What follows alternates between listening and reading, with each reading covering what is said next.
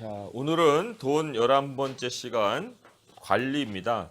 원래 이제 청지기직이라고 제목을 달려고 했었는데 그 어떤 그 의미적으로는 관리라는 말이 좀 더 와닿을 것 같아서 관리라고 제목을 다시 고쳤어요. 첫 번째 그 대표 나오는 구절 읽어보겠습니다. 시작.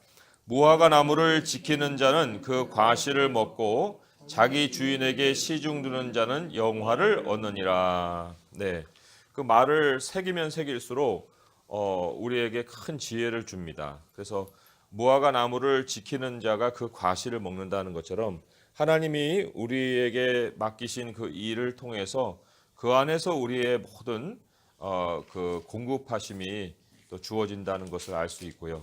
그리고 우리 하나님을 시중 들면은 하나님이 주시는 영화를 또 우리가 얻는다. 그래서 엉뚱한 데 가서 과실을 얻을 것이 아니고 무화과 나무와 같이 하나님이 주시는 그 사명 안에서 충성하면 그 모든 혜택을 하나님 주신다는 것을 우리가 알 때 이제 좋은 관리자가 되는 것이 중요하지요. 자, 거기 포인트가 세 개가 있습니다. 포인트 먼저 한번 읽어볼게요. 첫 번째 포인트는 사람은 소유의 주인이 아니라 관리인이다. 또 두 번째 포인트는요. 뒷페이지에 읽어봅니다. 하나님은 우리에게 맡기신 하나님의 소유를 지혜롭게 관리하라고 은사를 주신다. 네. 그다음에 세 번째 포인트는요. 읽어봅니다.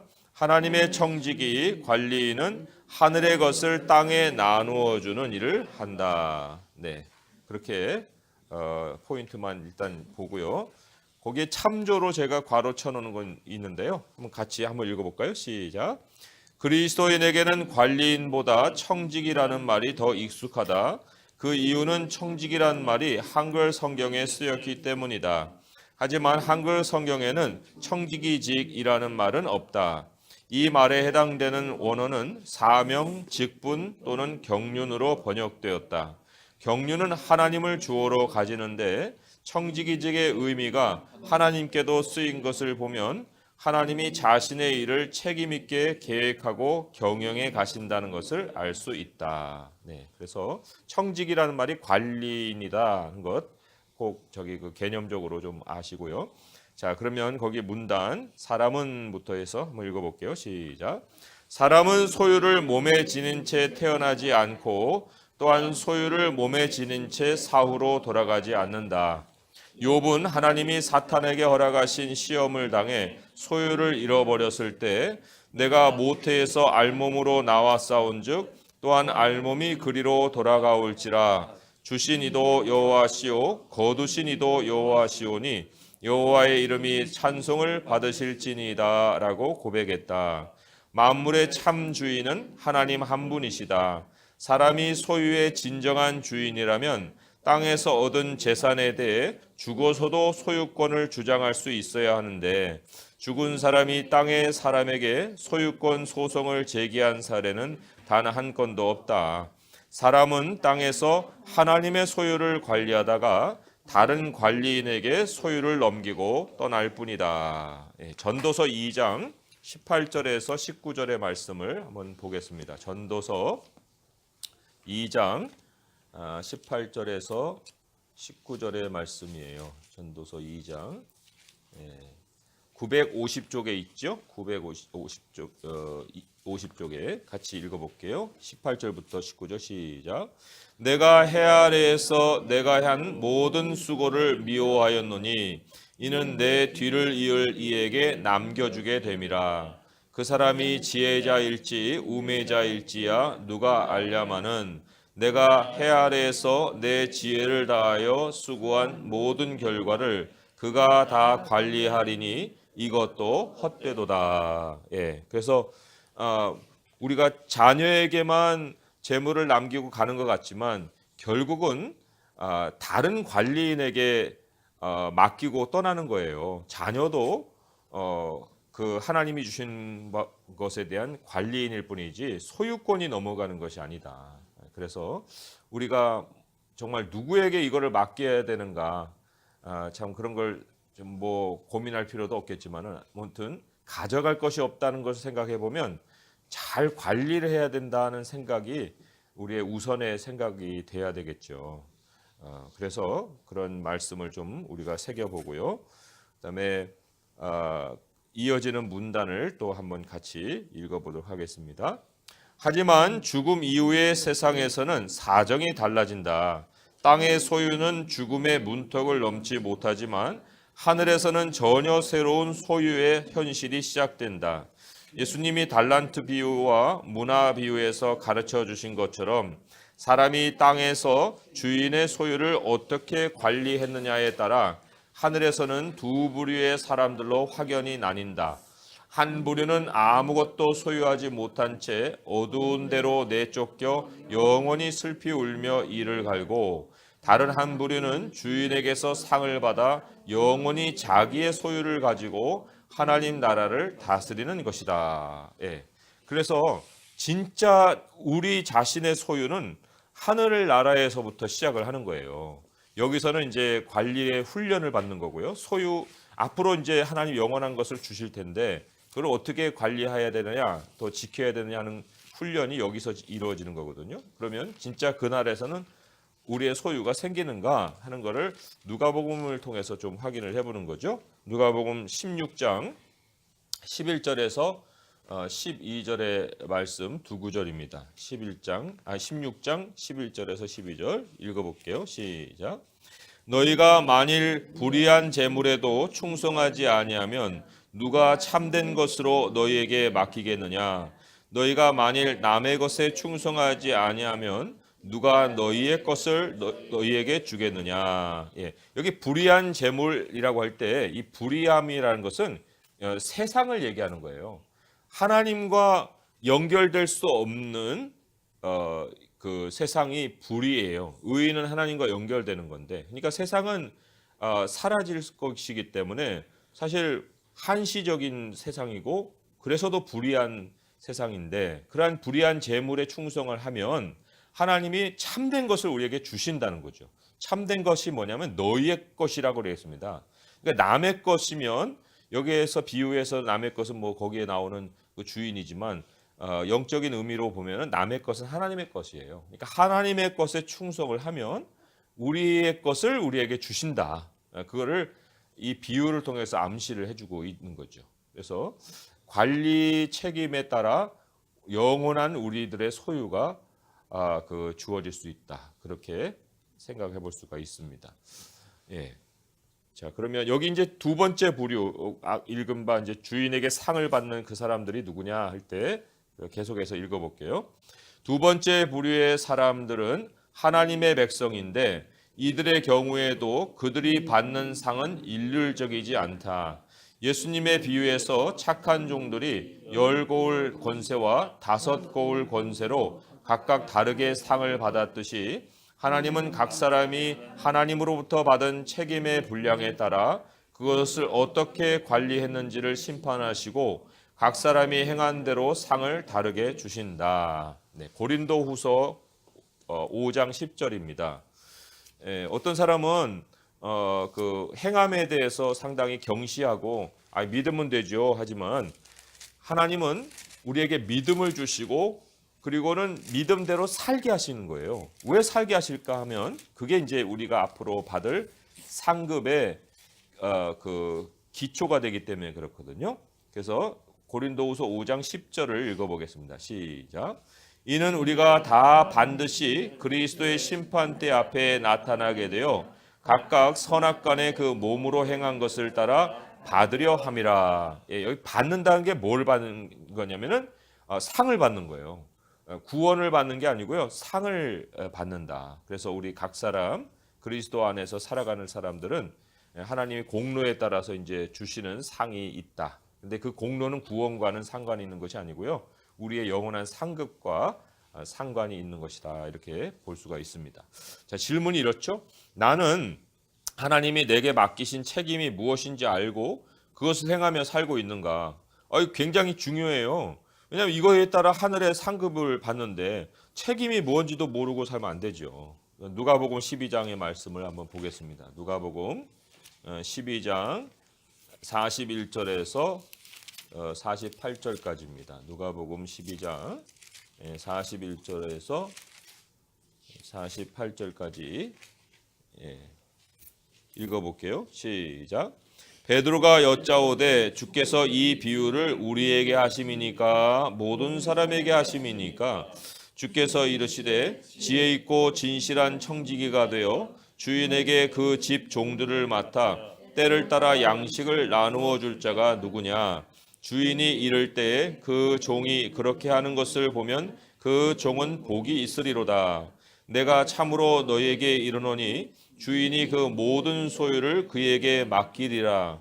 만일 그 종이 마음에 생각하기를 주인이 더디 오리라 하여 남녀 종들을 때리며 먹고 마시고 취하게 되면 생각하지 않은 날 알지 못하는 시각에 그 종의 주인이 이르러 엄히 때리고 신실하지 아니한 자의 받는 벌에 처하리니 주인의 뜻을 알고도 준비하지 아니하고 그 뜻대로 행하지 아니한 종은 많이 맞을 것이요 알지 못하고 맞을 일을 행한 종은 적게 맞으리라. 무릇 많이 받은 자에게는 많이 요구할 것이요 많이 맡은 자에게는 많이 달라 할 것이니라. 여기에도 그 44절에 보게 되면 우리가 행한 거에 따라서 영원한 소유가 우리에게 맡겨지는 것을 얘기를 하고 있어요. 44절에 그 주인이 모든 것 소유를 그에게 맡긴다. 그런데 이제 뒤에 심판의 내용을 보면은 세 부류의 사람으로 나뉩니다. 세 부류의 사람으로 나뉘는데 첫 번째 부류의 사람은 46절, 47절이에요. 그게 뭐냐면 엄히 때리고 신실하지 아니한 자의 받는 벌에 처하란다. 그게 그 각주에 보게 되면 헬라어로는 쪼개어낸다 이런 말로 다 번역했다고 그랬어요. 그죠? 그 영어 성경으로는 아예 문자적으로 쪼개어낸다는 말로 번역이 되어 있더라고요. tear into pieces 해가지고 그냥 몸을 찢는 거를 얘기하거든요. 그러니까 이거는 하나님 나라에 들어가지 못하는 그 사람들의 부류를 이렇게 보는 거예요. 그러니까 주인의 뜻에 따르지 않고 엄히 받는 벌에 처해지는 사람, 중비하지 않는 사람이에요. 주인의 뜻을 알고도 중비하지 않고 뜻대로 행하지 않는 사람, 많이 맞는 사람이 바로 46절의 그 사람이에요. 그런데 48절에는 두 부류로 나누는데 그게 이제 하나님의 백성 가운데 나뉘는 사람이거든요. 뭐냐면 알지 못하고 맞을 일을 행한 종은 적게 맞으리라. 무릇 많이 받은 자에게 많이 요구할 것이요 많이 맡은 자에게는 많이 달라 할 것이니라. 그러니까 48절에 보게 되면 알지 못하고 맞을 일을 행한 사람들도 있어요. 우리들도 우리가 100% 하나님의 뜻을 다 알고 한다고 볼 수 없잖아요. 그렇지만 알려고는 해야겠죠. 그러나 하나님이 알지 못하고 행한 거에 대해서만큼 그렇게 엄한 벌을 내리지는 않으신다. 그러나 알고서도 못하는 그런 사람에게는 첫 번째 부류에 속하는 거고, 또 알고서 행하는 사람에게는 하나님이 우리에게 또 많은 걸 요구하시는 만큼 많은 상급이 기다리고 있다. 그렇게 우리가 좀 생각을 해볼 수가 있죠. 그래서 여기에 나의 책임이 무엇이냐라고 할 때 하나님이 나에게 알려주신 만큼이 나에게 책임이 되는 거예요. 모르는 것을 내가 할 수는 없는 일이니까. 그렇다고 해서 하나님을 안 한 것을 우리가 게을리해서는 안 되겠죠. 그래서 아까 우리 골로새서 기도에도 선한 열매를 우리가 맺게 하시고 하나님을 아는 것에 자라게 하신다 했듯이 나눔 속에서 우리가 하나님을 알아가는 일이 점점 더 커질 수가 있다. 그렇게 볼 수가 있습니다. 자, 두 번째 포인트는 하나님은 우리에게 맡기신 하나님의 소유를 지혜롭게 관리하라고 은사를 주신다 했습니다. 자, 그럼 읽어볼게요. 시작. 성경은 우리가 하나님께 받은 책임을 은혜라고 말한다. 보통 우리가 은혜라고 말할 때는 하나님께 받은 혜택에 초점을 맞춘다. 그래서 우리가 하나님께 받은 청지기의 책임이 은혜라고 말하면 언뜻 이해가 안 될 수 있다. 해야 할 일이 어떻게 혜택인가 하는 생각이 들어서다. 그러나 요셉의 경우를 생각해보자. 그는 애굽의 노예로 팔려가 보디발의 집에서 종으로 섬겼다. 그는 아무런 자유가 없이 주인이 시키는 대로 복종하며 살아야 했다.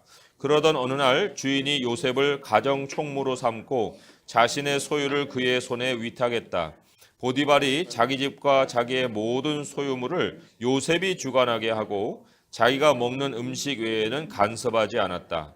요셉의 신분은 여전히 종이었지만 그에게는 책임과 함께 자유와 소유물이 주어졌다. 성경은 요셉이 그의 주인에게 은혜를 입어 이러한 결과를 가지게 되었다고 말한다.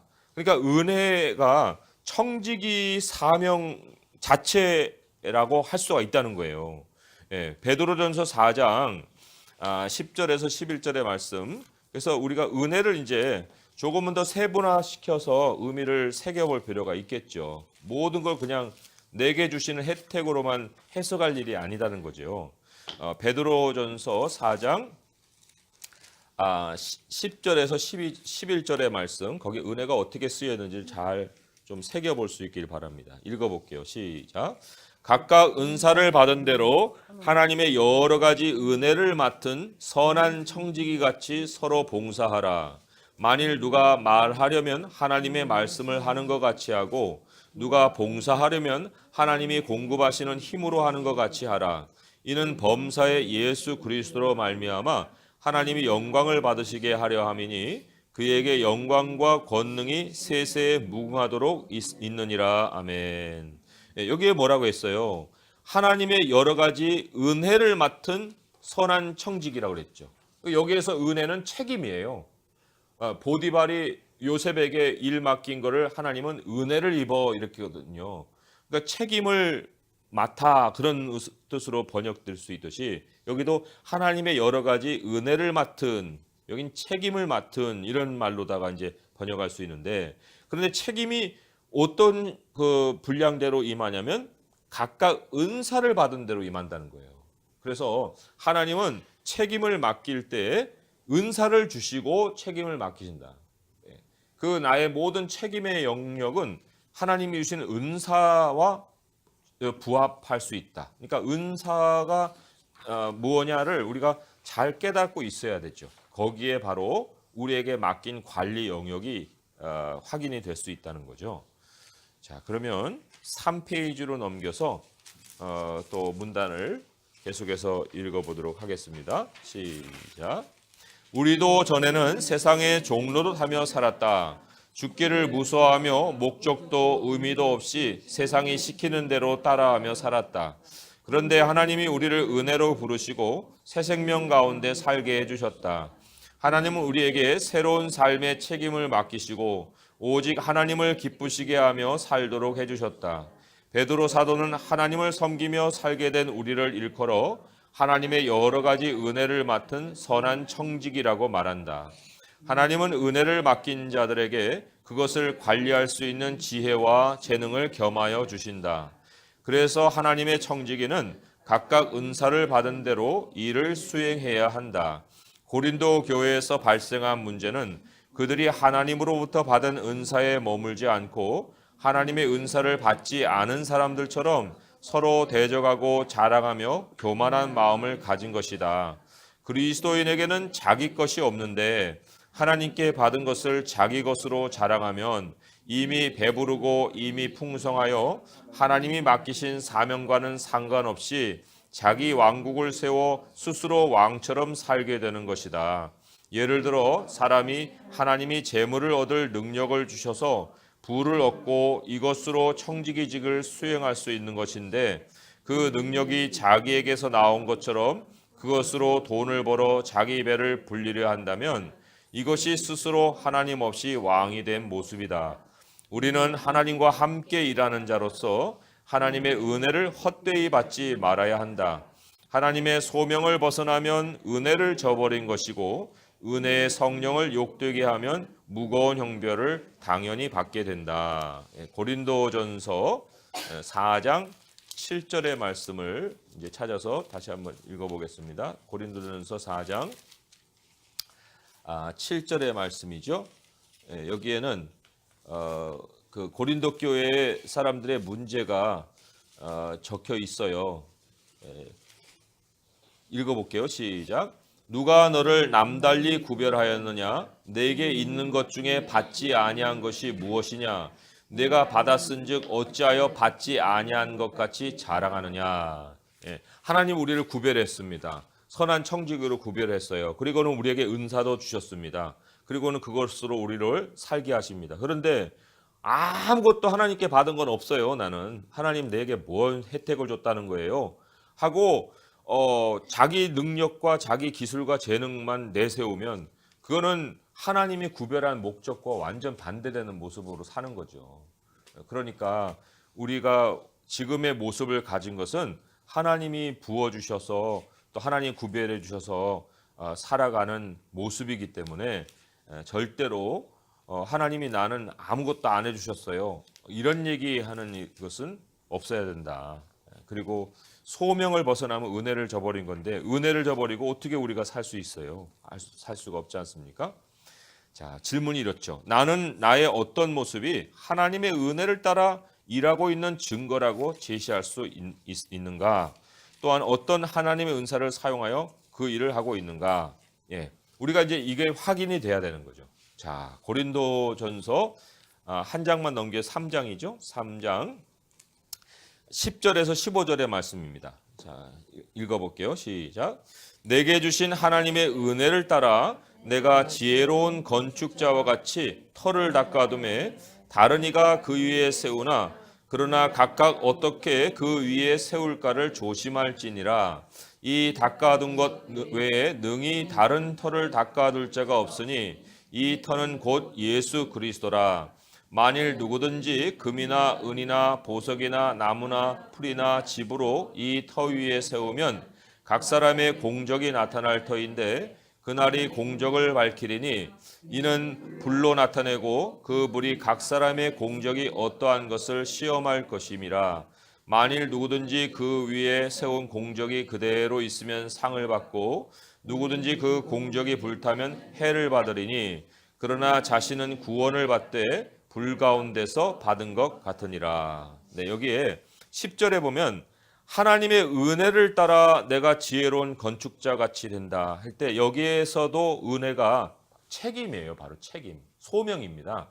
하나님의 소명을 따라서 이제 내가 지혜로운 건축자가 되었다는데 지혜로운 건축자가 될 수 있기 위해서 하나님이 주시는 그 재료가 있어요. 그게 이제 은사인데 여기에 재료가 두 종류로 나오잖아요.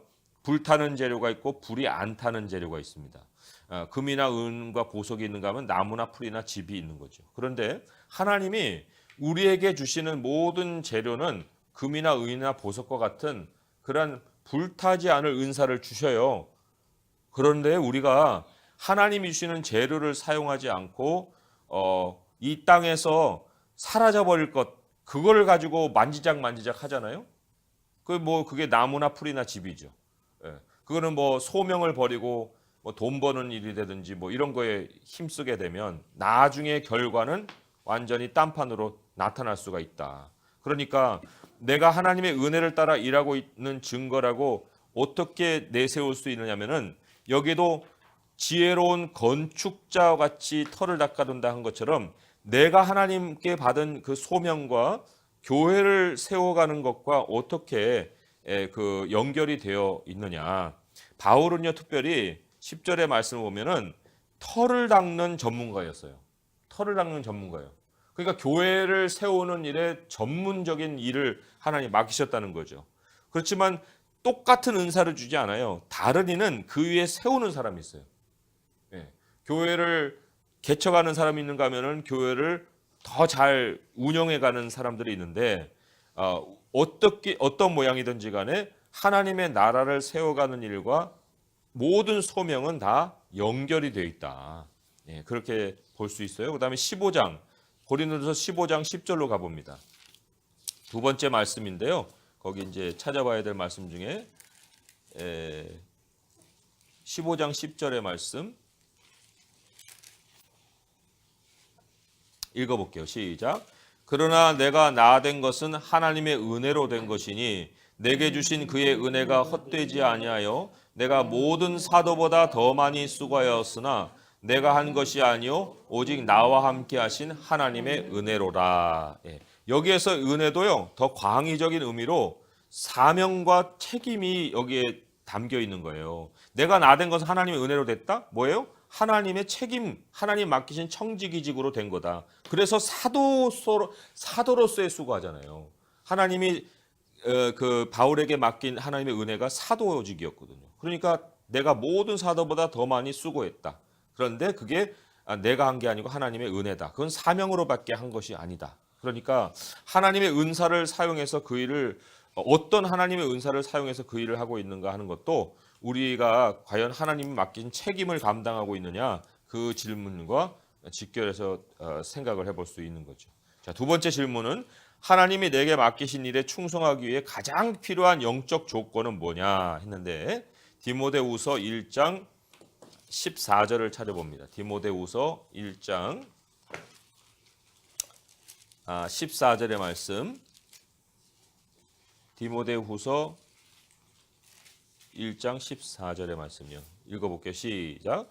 우리 안에 거하시는 성령으로 말미암아 내게 부탁한 아름다운 것을 지키라. 네. 내게 부탁한 아름다운 것이 바로 관리 책임을 맡게 된 청지기 사명이죠. 그런데 성령으로 말미암아라고 그랬습니다. 우리 안에 거하시는 성령으로 말미암아. 그래서 우리 관리직을 잘 충성스럽게 하기 위해서 뭐가 중요하냐면 하나님의 성령으로 충만한 것이 정말 중요한 거예요. 하나님의 성령으로. 그래서 우리 골로새서 말씀의 그 기도가 모든 신령한 지혜와 총명으로 하나님의 뜻을 아는 것으로 채우게 하시고 그거를 늘 기도해야 됩니다. 하나님, 우리 교회가요. 우리 교회로 하여금 모든 신령한 지혜와 총명에 하나님의 뜻을 아는 것으로 채워주세요. 이런 기도, 내 자신한테도 드려야 되는 기도가 돼야 합니다. 자, 마지막 세 번째 포인트 읽어볼게요. 하나님의 청지기는 하늘의 것을 땅에 나누어 주는 일을 한다. 자, 읽어볼게요. 시작. 예수 그리스도를 믿는 성도는 그리스도의 일꾼이고 하나님의 비밀을 맡은 자이다. 이 비밀은 바로 예수 그리스도이고 우리가 할 일은 예수 그리스도에 관한 복음을 전하는 것이다. 그래서 모든 그리스도인에게는 복음 전도가 공통의 일이다. 그런데 이것은 말로 전하는 복음에 국한되지 않는다. 예수님은 복음을 전하시려고 친히 우리의 몸을 입고 세상에 찾아오셔서 자신의 모든 것을 내어주셨다. 이처럼 복음은 자기의 모든 것을 나누어 주는 것을 동반하며 성경은 나눔의 행위를 선행이라고 말한다. 그러므로 선한 청지기인 그리스도인은 어떤 경우에도 자기 이득을 위해 사명을 행하는 일이 없어야 한다. 예수 그리스도의 사람인 우리는 각각 하나님께 은사를 받은 대로 하나님의 여러 가지 은혜를 맡은 선한 청지기로서 하나님께 받아 소유하고 있는 모든 것을 복음과 함께 사람들에게 나누어 줘야 한다. 복음 전도는 주는 사명을 감당하는 것이고 하나님은 선한 청지기에게 넉넉한 공급을 약속하신다. 선한 청지기는 하나님의 공급이 없어 일을 못하는 경우가 없다. 오직 우리가 나누기를 그칠 때 공급이 끊기는 것이다. 하나님의 청지기는 하늘 곳간에 쌓인 복을 땅에 나누어 주는 일꾼이다.